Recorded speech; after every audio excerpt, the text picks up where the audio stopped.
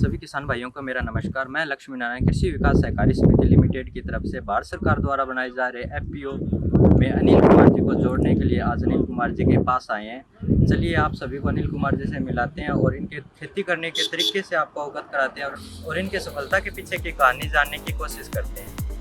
नमस्कार अनिल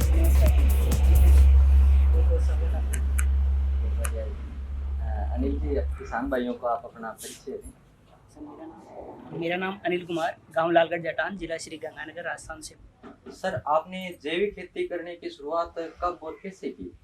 सर, आज से लगभग 12-13 साल पहले यहाँ अपने राजस्थान के अंदर नहरबंदी की वजह से गेहूँ नहीं हुआ।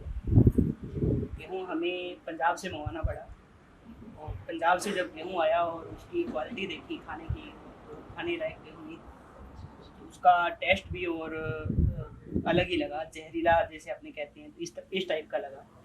तो उस समय हमने जैसे अभी यहाँ पे गेहूँ था, कम पका हुआ गेहूँ था, जो जीरे के जैसा था, हमने वही गेहूँ खाया खाने के लिए, उसी गेहूँ को यूज़ किया। उसके बाद में जब पंजाब के किसानों से बात की और पता लगा कि वो केमिकल बहुत ज़्यादा डालते हैं, फर्टिलाइजर वगैरह, तो उस वजह से उस गेहूँ की जो खाने की क्वालिटी है वो बढ़िया नहीं होती। उन लोगों की भी आंखें खुलेगी, राजस्थान के लोगों ने मना कर दिया है कि ये हमारा पंजाब का गेहूँ पसंद नहीं करता। हाँ, उसके बाद में हमने मन बना लिया कि गेहूँ हमारा ही पैदा करेंगे और ऑर्गेनिक ही उगाएंगे। उसके बाद में जितने भी अपने आसपास के किसान हैं और जो पंजाब से जुड़े हुए हैं, जो पंजाब बॉर्डर नज़दीक लगती है, तो सबने ऑर्गेनिक खेती ही शुरू कर दी। बहुत सारे ऐसे किसान हैं जो खाने के लिए गेहूँ पंजाब में सप्लाई करते हैं। अच्छा, मतलब आप पंजाब में सप्लाई करते हो? हाँ जी। ठीक है। आप वहाँ पे फिर क्या प्राइस के अंदर दे रहे हो? सर, ये 3500 के अबाउट जाता है और पहले से ही उनका डिसाइडेड होते हैं कि इन बुकिंग से मतलब बुकिंग पहले से होती है। हाँ, उनको पता होता है कि इतना प्रोडक्शन होगा और इतना गेहूँ पहले ही अपना बुक करवा लेते हैं। अच्छा, अनिल जी, आप जैविक खेती के अंदर क्या क्या तरीके अपना रहे हैं? सर, जैविक खेती के अंदर सबसे पहले तो गोबर गैस अपना प्लांट लगा हुआ है। उस प्लांट से जो सैलरी निकलती है, उस सैलरी को हम अलग अलग तरीके से काम में लेते हैं। उससे केंचुआ खाद भी बनाते हैं, तो सैलरी बाहर, ठंडा गोबर बाहर निकलता है, तो केंचुए बहुत अच्छे से उसमें तैयार होते हैं। दूसरी उसमें पीएसबी कल्चर है या राइजोबियम, जो भी जिस फसल को राइजोबियम की ज़रूरत है या एजोटोबैक्टर की ज़रूरत है या ट्राइकोडर्मा या फास्फोरस कल्चर, जिस तरीके की भी ज़रूरत है उसी तरीके की हम खाद तैयार कर रहे हैं। और इसके अलावा जीवामृत तैयार कर रहे हैं। ठीक है। और सारा इसी तरीके से हम नाइट्रोजन की जो कमी है या किसी न्यूट्रिएंट्स की कमी है, उसी तरीके से पूरी कर। सर, जीवामृत में माइक्रो न्यूट्रिएंट्स जो है, मेजर जो न्यूट्रिएंट्स है और माइक्रो न्यूट्रिएंट्स है, दोनों की आपूर्ति हो जाती है इससे। मतलब पौधों को जो भी 17 पोषक तत्व चाहिए सभी की पूर्ति। हाँ जी, सभी की आपूर्ति जीवामृत से हो जाती है। ठीक है सर। तो सर, ये जीवामृत आप कैसे देते हो फसल को?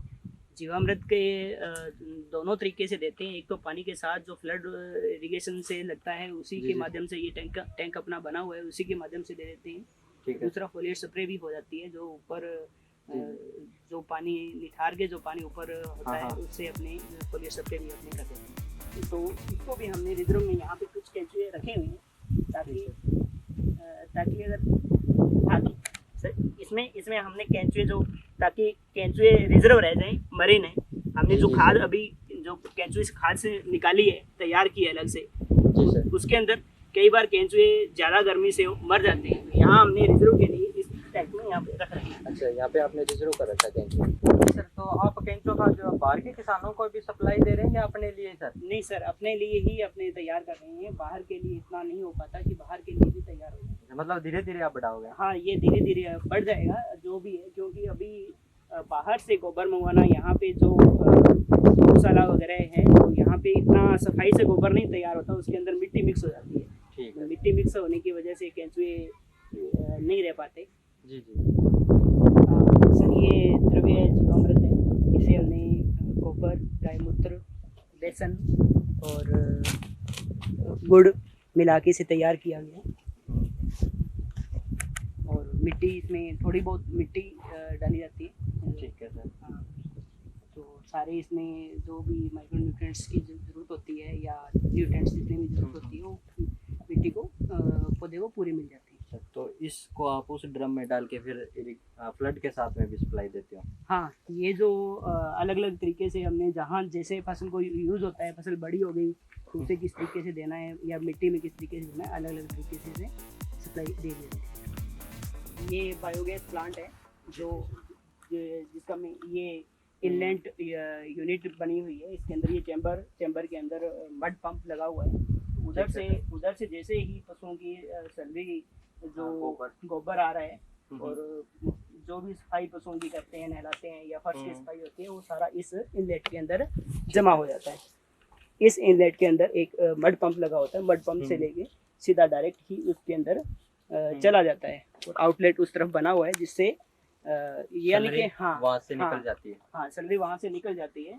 ये हाथ से कुछ करने की जरूरत नहीं रहती, सारा कुछ ऑटोमेटिक ही इसके अंदर सिस्टम। बायोगैस आपका? हाँ, बायोगैस का ये पाइप लगी है। हाँ, पाइप लगी हुई है और इस पाइप से पहले पशुओं को जो अपने बंटा तैयार करते हैं, पशुओं का फीड जो तैयार करते हैं उसमें यूज होता है। जो एक्स्ट्रा बच जाती है वो घर के लिए यूज होती है। अच्छा, उसका रसोई के अंदर आप यूज कर लेते हैं। इसको चला के दिखाओगे सर? हाँ, बिल्कुल चला के दिखाइए। ये मैंने इसका स्विच ऑन कर दिया है और इसके अंदर जो मड पंप लगा हुआ है वो ऑटोमेटिक ही इसको मिक्स करके उठा के और गोबर गैस प्लांट के अंदर आप देख सकते हो वो मूव कर रहा है। अभी ऊपर भी उठ रहा है प्लांट। विदिन 1-2 मिनट के अंदर ये चैम्बर पूरा का पूरा खाली हो जाएगा।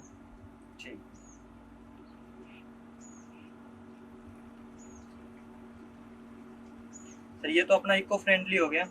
हाँ जी सर। पर्यावरण को भी इससे कोई नुकसान नहीं है? पर्यावरण को भी नुकसान नहीं है और जो घरों में जो जैसे अपने उपले बनाते हैं तो उससे जो नुकसान हो रहा है इन्वायरमेंट को, कि एक तो उपले अपने जलाते हैं वो नुकसान हो रहा है, दूसरा जो खाद है अपनी वो भी कम हो रही है। इससे अपने को खाद भी पूरी मिल रही है और उपले सुखाने की भी जरूरत नहीं है, वो भी अपनी मेहनत बच गई। आपका सारा काम इको फ्रेंडली। हाँ जी, बिल्कुल इको फ्रेंडली। ऊपर गैस की सप्लाई सबसे पहले इसी चूल्हे में आती है। ये जो भट्टी बनी हुई है ये पशुओं का चारा, ये पशुओं को फीड तैयार करने के लिए।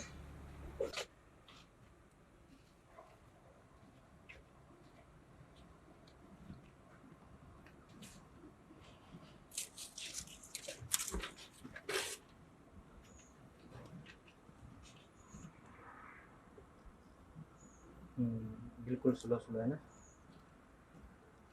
मैसेज के अंदर। सर, कौन कौन सी ब्रीड है सर आपके पास? सर, अपने पास गाय के अंदर 3 ब्रीड है। इसके अंदर ये एक हाइब्रिड है, साहिवाल मिक्स है, ये साहिवाल है। ठीक है। ये गिर है।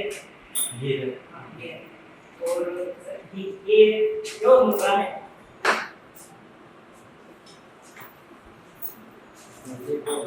हाँ, ये मुर्गा भी है। इसकी मदर मैंने अभी इसको 1.5 लाख में अभी मैंने सेल किया इसकी मदर को। अच्छा।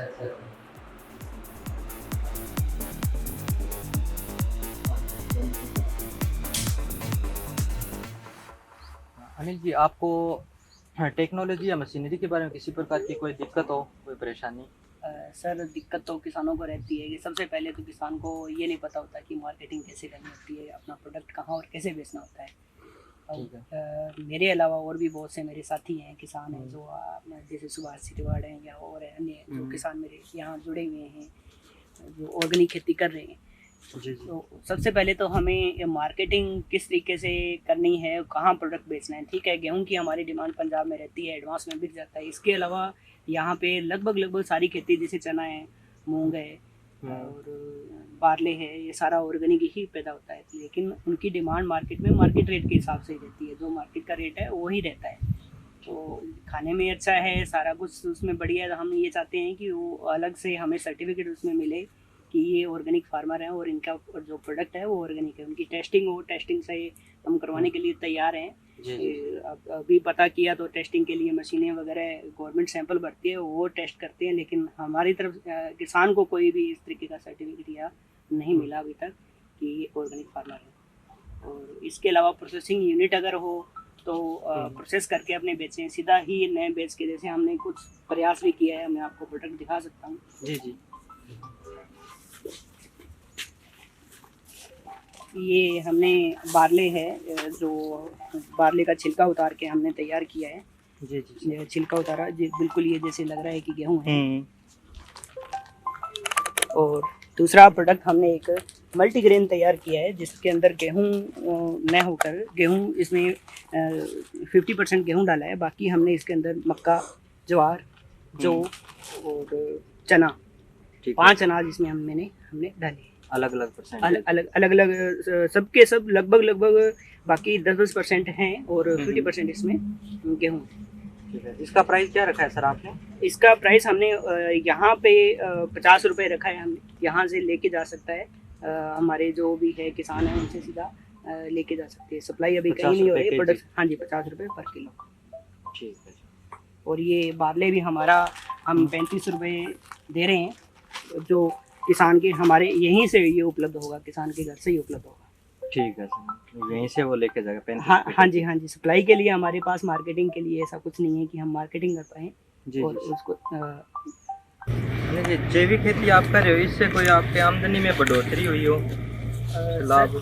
सर आमदनी में लगभग तो नहीं मान सकते किसी तरीके की कोई बढ़ोतरी हुई है, लेकिन हम इस बात से संतुष्ट हैं कि सबको हम अच्छा खिला रहे हैं, ठीक है सर। स्वास्थ्य बांट रहे हैं। सभी अगर स्वस्थ रहेंगे तो आमदनी, पहला सुख निरोगी काया। तो सबसे पहले हम ये चाहते हैं कि सब निरोग रहें और हमारी धरती है, मृदा है, उसका भी स्वास्थ्य अच्छा बना रहे। ठीक है सर। सर आप किसानों को कुछ आपकी तरफ से कोई राय देना चाहेंगे?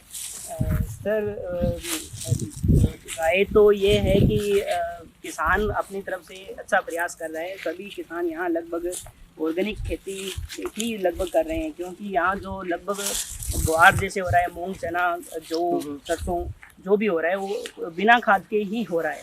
तो किसान अपनी तरफ से पूरा प्रयास कर रहा है। गवर्नमेंट से या जो भी सपोर्टिव है उनसे यही है कि किसान का जो ऑर्गेनिक उत्पाद है वो उनका ढंग से बिकना चाहिए। ठीक है सर।